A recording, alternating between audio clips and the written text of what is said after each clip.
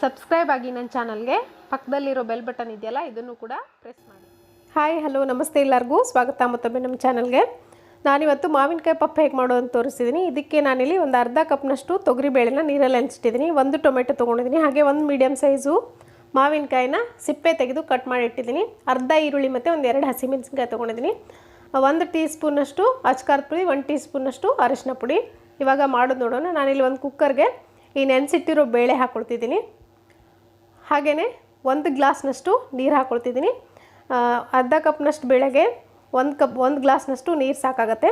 ಹಾಗೆ ಉಳಿದಂಥ ಎಲ್ಲ ಪದಾರ್ಥಗಳನ್ನು ಕುಕ್ಕರ್ಗೆ ಹಾಕ್ಕೊಂಡು ಇದಕ್ಕೇ 1 ಟೀ ಸ್ಪೂನ್ನಷ್ಟು ಅರಿಶಿನ ಪುಡಿ, 1 ಟೀ ಸ್ಪೂನಷ್ಟು ಅಚ್ಕಾರದ ಪುಡಿ ಹಾಕ್ಕೊಂಡು ಚೆನ್ನಾಗಿ ಮಿಕ್ಸ್ ಮಾಡ್ಕೊಳ್ಳಿ. ಅಚ್ಕಾರದ ಪುಡಿ ಬದಲಿಗೆ ನೀವು ಸಾಂಬಾರು ಪೌಡ್ರ್ ಕೂಡ ಹಾಕ್ಕೊಳ್ಬೋದು, ಅದು ಕೂಡ ಟೇಸ್ಟ್ ತುಂಬ ಚೆನ್ನಾಗಿ ಬರುತ್ತೆ. ಹಾಗೆ ಇಲ್ಲಿ 1 ಟೀ ಸ್ಪೂನಷ್ಟು ಎಣ್ಣೆ ಕೂಡ ಹಾಕ್ಕೊಂಡು ಇದನ್ನು ಮುಚ್ಚಿ ಹೈ ಮತ್ತು ಮೀಡಿಯಮ್ ಫ್ಲೇಮ್ನ ಮಧ್ಯೆ ಇಟ್ಟು 3 ವಿಜಿಲ್ ತೊಗೊಳ್ತೀನಿ. ಬೇಳೆ ಪರ್ಫೆಕ್ಟಾಗಿ ಬೇಯುತ್ತೆ. ಪಪ್ಪು ಮಾಡಲಿಕ್ಕೆ ಯಾವ ರೀತಿ ಬೇಳೆ ಬೇಕೋ ಆ ರೀತಿ ಬೇಯುತ್ತೆ ನೋಡಿ. ಇವಾಗ ತೆಗೆದು ನೋಡೋಣ. ಇವಾಗ ಈ ಟೊಮೆಟೊ ಏನಿದೆ, ಟೊಮೆಟೊ ಮತ್ತು ಹಸಿಮೆಣಸಿನ್ಕಾಯಿ ಇದೆಲ್ಲ ಚೆನ್ನಾಗಿ ಸ್ಪೂನಿಂದ ಅಥವಾ ಮ್ಯಾಶರ್ ಇದ್ದರೆ ಮ್ಯಾಶರಿಂದ ಮ್ಯಾಶ್ ಮಾಡ್ಕೊಳ್ಳಿ. ಬೇಳೆ ಕೂಡ ನೋಡಿ ಎಷ್ಟು ಪರ್ಫೆಕ್ಟಾಗಿ ಬೆಂದಿದೆ, ಪೂರ್ತಿಯಾಗಿ ಮ್ಯಾಶ್ ಆಗಿಲ್ಲ. ಪಪ್ಪು ಅಂದರೆ ಇದೇ ಥರ ಇರಬೇಕು, ಆವಾಗಲೇ ನಿಮಗೆ ಟೇಸ್ಟ್ ಬರೋದು. ಬೇಳೆ ಸಿಗ್ತಿರಬೇಕು ಸ್ವಲ್ಪ ಸ್ಮೂತಾಗಿ. ಇವಾಗ ಇದನ್ನು ಮ್ಯಾಶ್ ಮಾಡ್ಕೊಂಡಾಗಿದೆ. ಇವಾಗ ಒಗ್ಗರಣೆ ಮಾಡ್ಕೊಳ್ಳೋಣ. ಒಂದು ಪಾತ್ರೆ ಬಿಸಿ ಇಟ್ಕೊಂಡು ಇದಕ್ಕೆ 1 ಟೇಬಲ್ ಸ್ಪೂನಷ್ಟು ಎಣ್ಣೆ ಹಾಕ್ಕೊಳ್ತಿದ್ದೀನಿ. ಇದಕ್ಕೆ ಒಂದು 4 ಎಸಳು ಬೆಳ್ಳುಳ್ಳಿನ ಹಾಕ್ಕೊಳ್ತಿದ್ದೀನಿ, ಜಜ್ಜಿ ಹಾಕ್ಕೊಳ್ತಿದ್ದೀನಿ. ಬೆಳ್ಳುಳ್ಳಿ ಇಷ್ಟ ಇಲ್ಲ ಅನ್ನೋರು ಹಿಂಗೆ ಹಾಕ್ಕೊಳ್ಬೋದು. ನಾನಿಲ್ಲಿ ಸಾಸಿವೆ ಜೀರಿಗೆ ಹಾಕ್ಕೊಳ್ತಿದ್ದೀನಿ, ಹಾಗೆ ಇಂಗು ಕೂಡ ಹಾಕ್ಕೊಳ್ತಿದ್ದೀನಿ ನಾನು.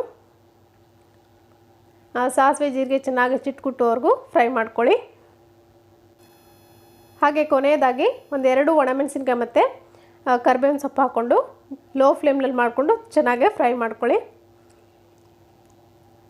ಇದನ್ನು ಹಾಕ್ತಿದ್ದಂಗೆ ಸ್ವಲ್ಪ ಹೊತ್ತು ಫ್ರೈ ಮಾಡಿಕೊಂಡು ಮ್ಯಾಶ್ ಮಾಡಿಟ್ಕೊಂಡಿರುವಂಥ ಬೇಳೆನ ಹಾಕ್ಕೊಳ್ಳಿ.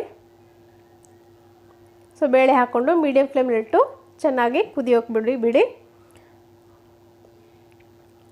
ಚೆನ್ನಾಗಿ ಒಗ್ಗರಣೆ ಮಿಕ್ಸ್ ಮಾಡಿಕೊಂಡು ನಿಮಗೆ ನೀರು ಜಾಸ್ತಿ ಬೇಕಿದ್ದರೆ ಹಾಕ್ಕೊಳ್ಬೋದು.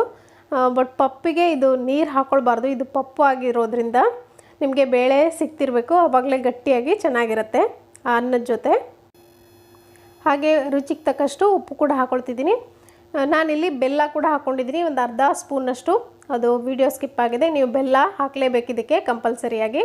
ಇಲ್ಲ ಮಾವಿನಕಾಯಿ ಹಾಕಿರೋದ್ರಿಂದ ಸ್ವಲ್ಪ ಹುಳಿ ಬರುತ್ತೆ, ಬೆಲ್ಲ ಹಾಕಿದ್ರೆ ಕರೆಕ್ಟ್ ಆಗುತ್ತೆ. ಇದನ್ನು 1 ಕುದಿ ಬರೋವರೆಗೂ ಮುಚ್ಚಿ ಕುದಿಸ್ಕೊಳ್ಳಿ. ಸೊ ನೋಡಿ, ಇವಾಗ 1 ರಿಂದ 2 ನಿಮಿಷ ಕುದೀತಾ ಇದೆ. ಇವಾಗ ಪರ್ಫೆಕ್ಟ್ ಆಗಿರೋ ಮಾವಿನಕಾಯಿ ಪಪ್ಪು ನಿಮಗೆ ರೆಡಿಯಾಗಿದೆ. ಅನ್ನದ ಜೊತೆಗೆ ಸ್ವಲ್ಪ ತುಪ್ಪ ಹಾಕ್ಕೊಂಡು ಈ ಪಪ್ಪನ್ನು ಹಾಕ್ಕೊಂಡು ತಿಂತಾಯಿದ್ರೆ ತುಂಬ ಟೇಸ್ಟಿಯಾಗಿರುತ್ತೆ. ನೀವು ಕೂಡ ನಿಮ್ಮ ಮನೆಯಲ್ಲಿ ಮಾಡಿಕೊಂಡು ನೋಡಿ ಅಭಿಪ್ರಾಯ ತಿಳಿಸಿ. ಸೊ ಇವತ್ತಿನ ಈ ರೆಸಿಪಿ ನಿಮಗೆ ಇಷ್ಟ ಆಗಿದೆ ಅಂದ್ಕೊಳ್ತೀನಿ. ಇಷ್ಟ ಆಗಿದರೆ ದಯವಿಟ್ಟು ಒಂದು ಲೈಕ್ ಒತ್ತಿ ಮುಂದೆ ಹೋಗಿ. ಹಾಗೆ ನನ್ನ ಚಾನಲ್ಗೆ ಇನ್ನು ಯಾರ್ಯಾರು ಸಬ್ಸ್ಕ್ರೈಬ್ ಆಗಿಲ್ವೋ ದಯವಿಟ್ಟು ಸಬ್ಸ್ಕ್ರೈಬ್ ಆಗಿ. Thank you.